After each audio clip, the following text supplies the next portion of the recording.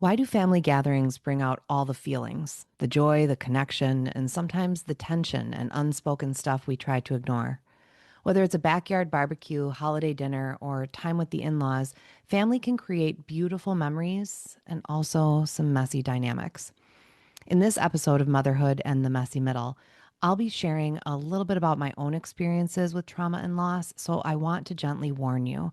If you're in a space where that might feel a little too heavy today, it's okay to come back another time. We're going to explore how to navigate family functions with presence, perspective, and maybe a little pre planned deep breathing. Welcome to Motherhood and the Messy Middle, where grade school meets grown kids, hot flashes meet holy fire, and no topic is too messy for this village.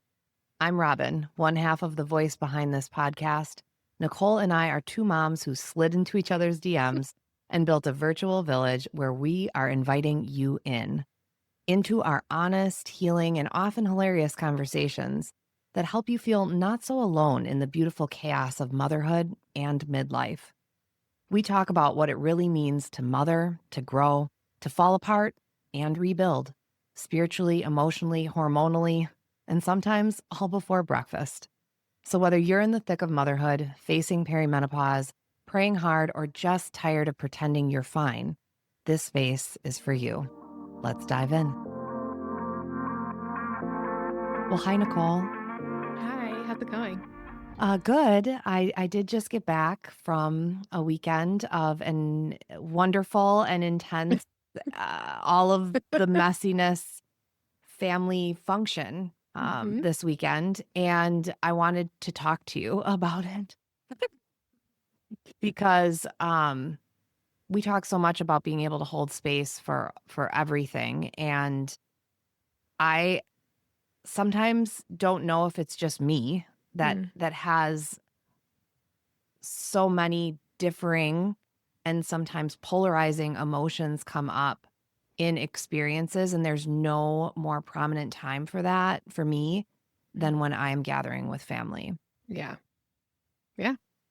So I'm curious, as I bring up, this family weekend and extended family, we've shared a little bit about our immediate families with the Mhm. listeners and with each other, but what are your family dynamics, and are family gatherings something that are happening for you? To be really honest, they aren't. My parents moved to be near us, a couple years ago, and so we have my parents, and then Mark's mom, she comes once or twice a year, um, from Pennsylvania, but all of his siblings live on the East Coast. His dad lives on the East Coast. I only have one brother, and he lives in Washington, and I don't I don't travel to Washington, he doesn't travel to Idaho, so there's no family gatherings really happening except for with my parents, which we have a great dynamic with them. I do have extended family, an uncle and some cousins that live locally that I don't see, so, I have had family gatherings where we had large family gatherings, but in the last 10 years or so, we really haven't. So it's So been mainly like weddings, perhaps even funerals, or maybe not even that? not even that, no. Mm. I don't know that anyone's gotten married, and there hasn't been any funerals yet, so I don't know how we'll navigate those when those come. My brother has had, his 2 oldest kids have graduated high school, and we weren't able to go for those. So there really hasn't been. There's no family reunions. There's not been any huge life events. So I am That's probably not as commonly to relate to, but I think it is happening for some of us. Yeah, So, definitely. Well, when I talk about family gatherings, does that bring up anything for you? Like, do you have a desire to have those things, or do you feel that absence at all? I worry for my kids Mm, because my kids don't know what it's like to have cousins. mm. They know they have cousins, but they don't spend time with them. So, I feel like that's an unfortunate part of their childhood that they're not experiencing. That makes sense. On the flip of that, you have 4 children and I have 1. Mhm. And so making family gatherings with our extended family is really a priority for me because it is Yeah. the only time that my daughter gets to experience being with her cousins. Sure. I was raised as an only child, and then my husband, he has a sister, Mhm. and she's not having children. Mm. So my daughter's not only an only child, she's also the only grandchild, which is a very Okay. interesting place for her to Yeah. be in. And my family dynamics are really, really complex. I actually, on just my family, I have 4 sets of grandparents. I only Okay. have one. My step grandma is the only one that is still living. So I had 8 grandparents growing up. That's Um, impressive. it's something, that's for sure.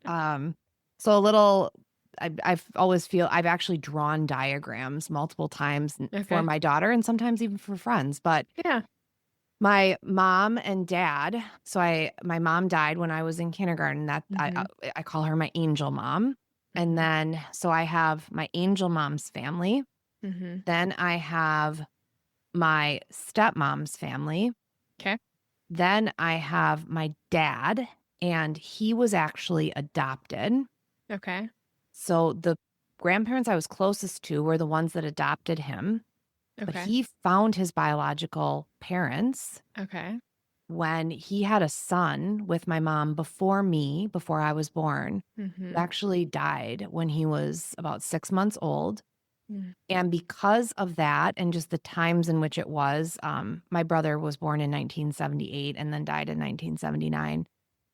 My dad went to the records and was able it was like a closed adoption as far as, nowadays we have open Sure. adopt like legal Right. pieces where the children who are adopted have relation with their Right. family of origin. My dad didn't have that, Mhm. but he was able to trace through the records and he found his family of origin.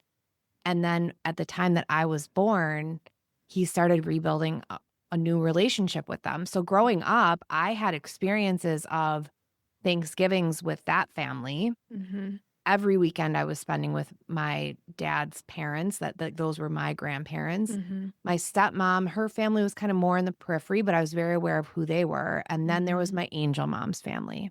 Mhm. And they are the family that holds the deepest parts of my heart now because they Yeah, I are can see that. the biggest group and they are the only ones that I'm genetically related to. Because Mhm. the other complexity that is always so wild about me is I was actually conceived via sperm donation, Mhm. which is very rare in 1982 to happen. Mhm. What IVF, IUI, all of those Right. things were not like what they are now. And when my dad found his genetic family, he then realized that there were some issues with some of the other family members. He actually had 4, like, it breaks my heart. He had 4 brothers and sisters. He was the Mhm. 5th child, a married couple, Mhm. had their 5th baby, but the dad didn't want to have another mouth to feed, and he was cheating on his wife, Oh. and he told his wife that she needed to get an abortion, and she refused. Oh, And so she had to give her baby up in order to keep her family because he was threatening to leave her. can you imagine? From so many different perspectives, no. And the one that I feel the most is my dad.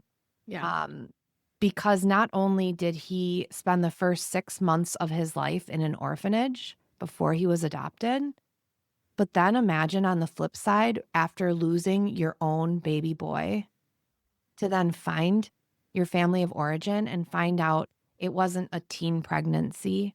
Right. It wasn't there's a lot of different scenarios, especially then Mhm. that happened. It was a family that he was the 5th and was given up. So he had 4 brothers and sisters who, I've had relation with, but Mhm. now that my dad has passed, I don't know if I will see them again. Mm. But my angel mom's family has been really, really important to me and Mhm. also so challenging because as I have mentioned, and I always tread so carefully, just not knowing who hears this and how Yeah. it's received, but my Yeah. mom was the victim of domestic violence, and, Right. so she was, murdered when I was, in kindergarten, and I had a half brother at the time, Mm. and when my mom was killed, I went to live with my father, Mhm. and he ended up getting adopted by my aunt. Mm. So, my aunt, and we say aunt, by the way, here in Minnesota, so we don't say aunt. Sometimes I do, and then it's like people know I'm not originally from here, even though I don't know if you know this, but I've had a Minnesotan accent since I pretty much was born in Wisconsin. So That's hilarious. when I was teaching in Nevada, my students, I would say, take out your notes, and they'd be like, notes, notes, notes. It was a thing. And it's a thing for me to bring humor into these different threads of the Yeah. conversation Yeah. because it is it is who I am. Like Yeah. I that's I get the privilege of telling these stories and telling them the way that makes sense for me as I'm continuing to navigate them and as I am still swirling in the process of coming from this weekend where I was with this family and it's such complex relationships. And normally I don't get into with that family a lot of details around my So mother, just to clarify, my you were angel with mom's your family. okay. Yeah. Okay. So the matriarch of that family now is my aunt who adopted my half brother, and he became her fifth child. So she already had four children, and they all welcomed him in. And because of that, I am. I was, him and I were raised like cousins, and he was out in Mhm. California, and I was in Wisconsin. But he moved to Wisconsin. Um, Shortly after I actually had moved away from the Midwest, but because I'm in Minnesota and he's in Wisconsin, we do see each other frequently. Mhm. In our adult life, we've created a really healthy, great relationship. Mhm. And I have with his siblings as well, who are my cousins, except I'm more like their stepsister. And we say that, and I say that to my aunt too, because she's not just my aunt. It feels like I'm always kind of their sixth Yeah. child that's coming in every once in a Yeah. while that they have, that they see once a year or something because Yeah. it's such a deep relationship. Mhm. And my daughter, as an only child, all of these cousins that I have, and that's one, by the way. My aunt is Yeah. one. My mom and aunt had six total siblings. So then when you Okay. add in all of the others Yeah. and their children, Yeah. it's a lot of people. Yeah. And it's just so incredibly wonderful to see my daughter Mm. running around with these other kids like Mhm. little hoodlums just all over the Mhm. place. We actually had a 50th wedding anniversary party at the bowling alley where they had their wedding reception 50 years ago. Oh, I love that. It was really, really special. That's awesome. And the kids, so this last weekend was one of the hottest on record in the Midwest. And this old bowling alley's air conditioning didn't really keep up. Oh my gosh. So it was hot inside, and we all thought it was warm because, body heat too, right? We Yeah. thought it was warm in like the bar area where we were having kind of the reception.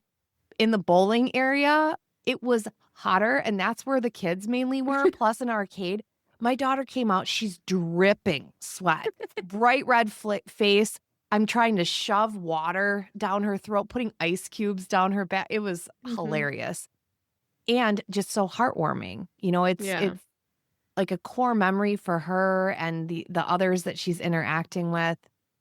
And yet, there's so much heart.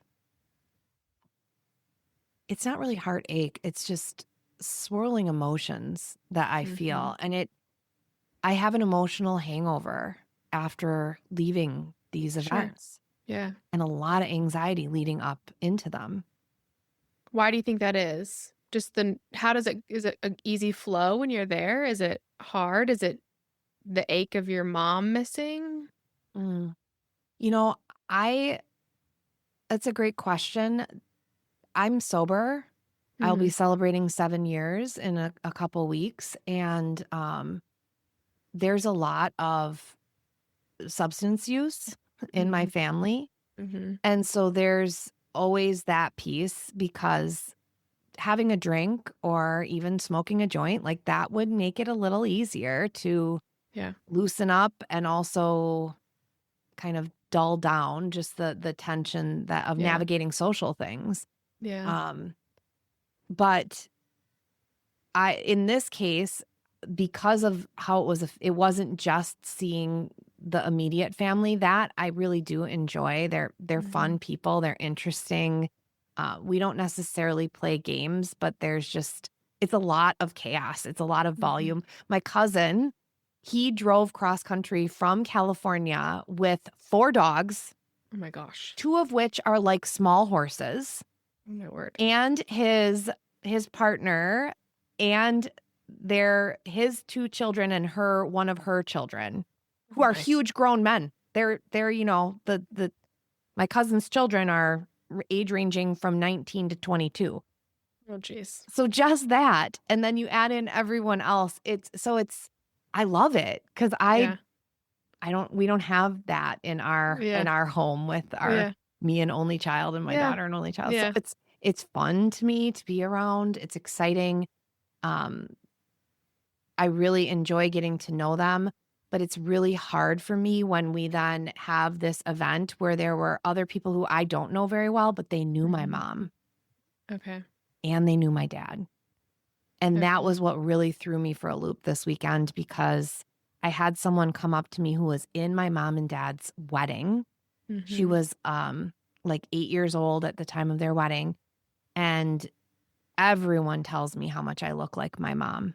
Or if I do pretty much anything, they're like, "Well, there's Trudy." My mom's name was Trudy. "There's Trudy right there." How, when I'm playing a game with a child or I'm trying to organize people into a picture or I'm cleaning something up, it's just a constant reminder. Yeah. And but the one I anticipate that the one I wasn't expecting was people just forwardly saying that they were, like this one woman that she had been in the wedding and how wonderful my dad was to her and all of the things that she remembered about him. And I said, yeah, he was like that up until he died. And she didn't know he had died. Oh. And so that was really, and it's been less than 2 years. And just wasn't, it was like I was armed and ready for one piece and I wasn't expecting all of the other parts Yeah. personally. And then they have their own family dynamics, and some people have very big personalities, and there's some drama that emerges there. And I Mhm. am not used to that. I work very Mhm. hard to lead a peaceful life, and they do too in their own way, but we all deal with things differently. And it just was very Yeah. overstimulating. Yeah. Yeah. I bet it was very overstimulating. It got me super emotional when you're talking about that because we're talking about the piece with your mom and your dad and like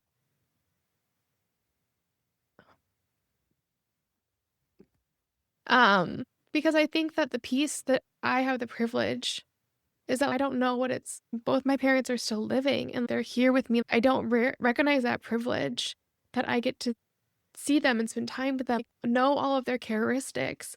And that's things that as people are telling you, oh, that's like Trudy, you weren't with your mom long enough to even um all of her characteristics to really like cement. When my parents pass, I will know. Mark and I in the car the other day were listening to a song that reminded me of my dad, and I was able to do. He beats on his chest to the beat of the song, and he does this on the steering. I know those things because I had those interactions year after year. I know every song in the radio growing up with my dad, and so I just had this moment um, when you were reflecting on that. That those are things that I've had the privilege and not even known that it's a privilege, that I take for granted because I haven't experienced grief like you've experienced it. And I imagine that going to social events where people are bringing up those things, it must stir up a lot because it's like a reality of what you're missing really in your face, not in like a rude or brutal way, but just Yeah. this is real life. This is my reality. And it just kind of being very evident. Yeah, Do you and it is evident for me, and yet there were times when it wasn't, and then it would come out sideways as well.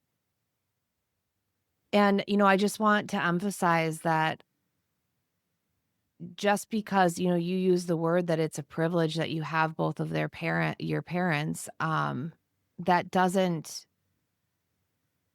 make it anything but wonderful. Yeah, it's just, one of those things like we've talked about before, like, I can it's one of those things that I haven't even had empathy for someone about to the depth because you don't you break it down, like, I know people lose their parents all of the time, but, like, to really break it down is, I don't know. Well, and I think it's really important as moms, and especially in the midlife time, the only thing that's guaranteed for all of us is that if we live, we're going to die. It's just Right, a matter of when, right? right. And so as I continue to age, I see more and more people that are my age losing their parents. Mhm. And for me, I've lost both of my parents in different ways.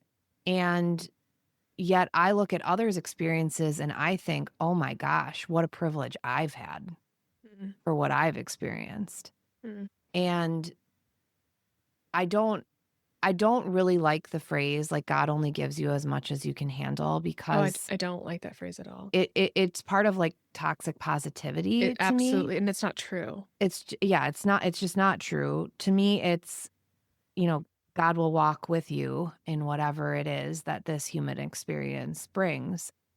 But the reason that I want to have these conversations and that I do in real life and in my circles and why we became close right away because I'm forward with that, you're forward Right, with it with right, all of your things is that that's how we get the true breadth of human experience is by hearing the stories of other people, right. and they can help shape and frame our stories to bring in more gratitude.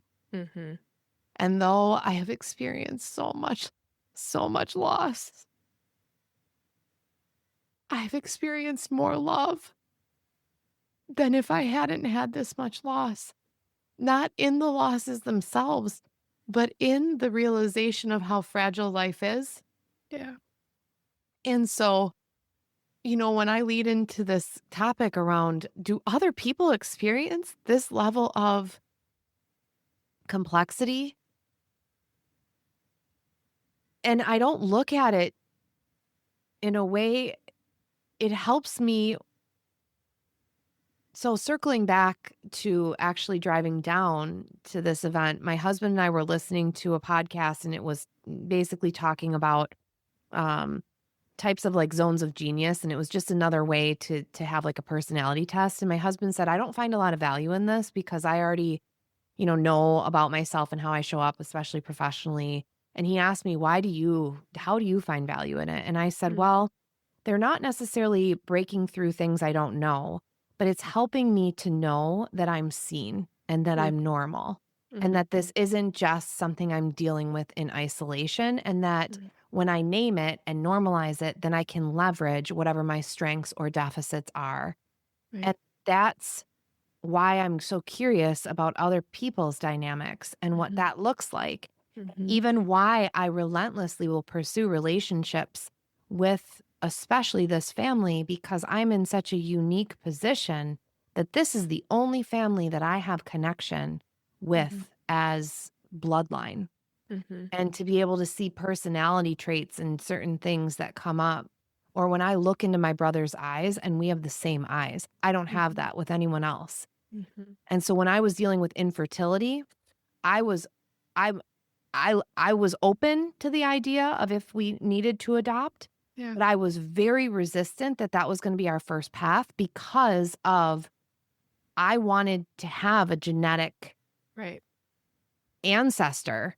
I right. wanted to be able to know what that dynamic was like, and it was a way for me to heal not only the wounds that I still carry from losing my mom and losing her so violently, Mhm. but the wounds for her.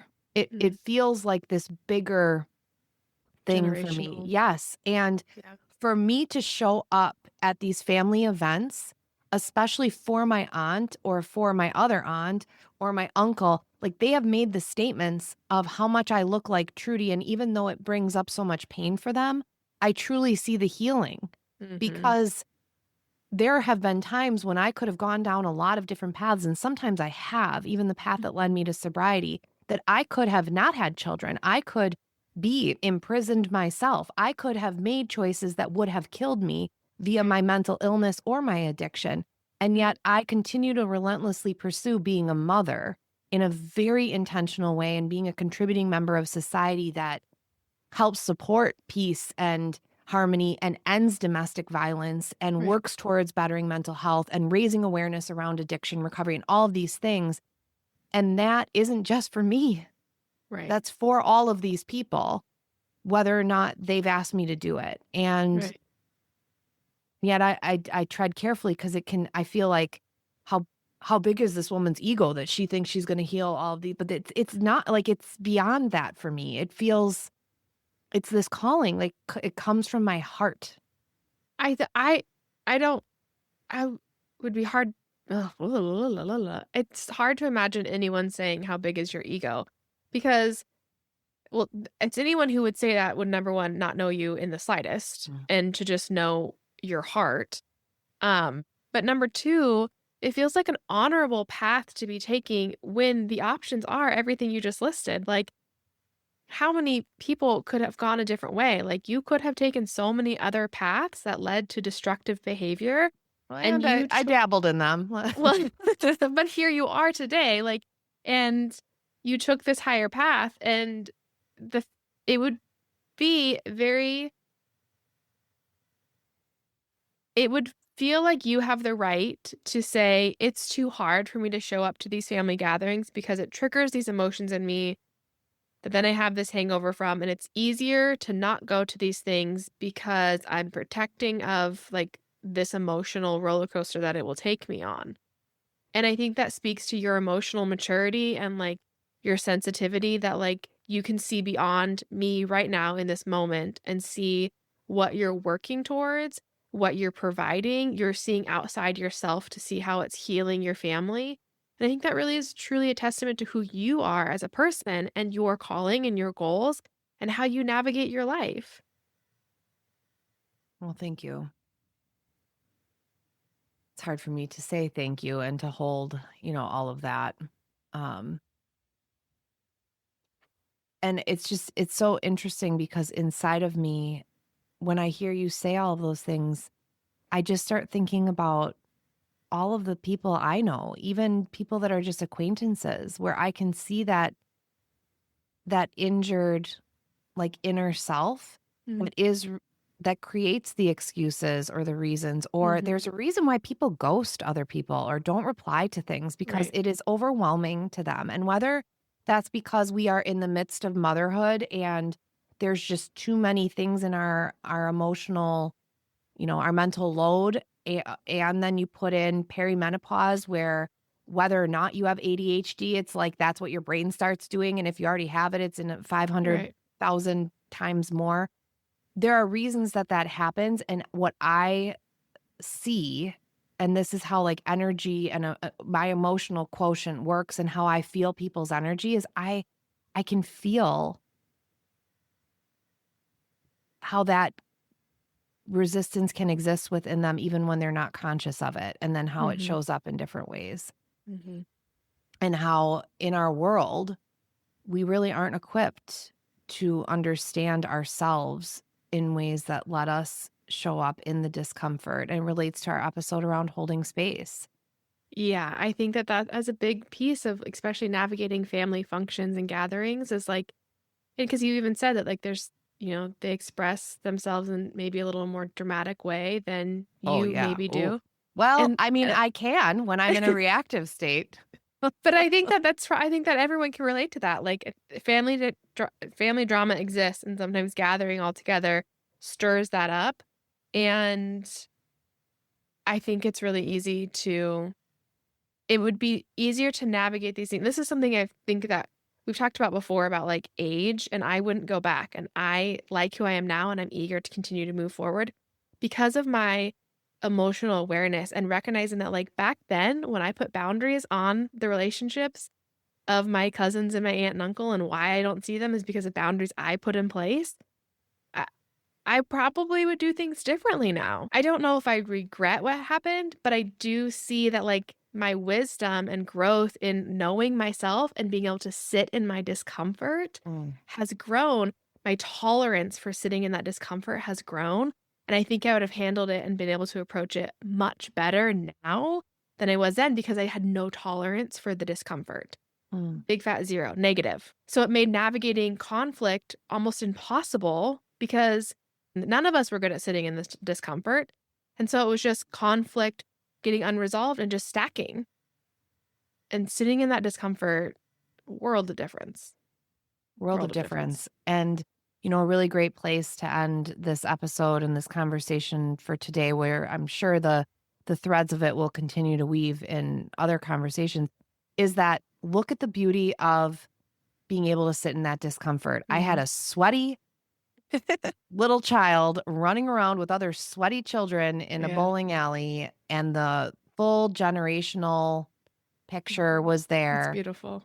full circle, even with the discomfort. And let me tell you, there were times I didn't want to go, especially we had some things leading up to it just within our own navigating all of the things that come with life and traveling and all of that.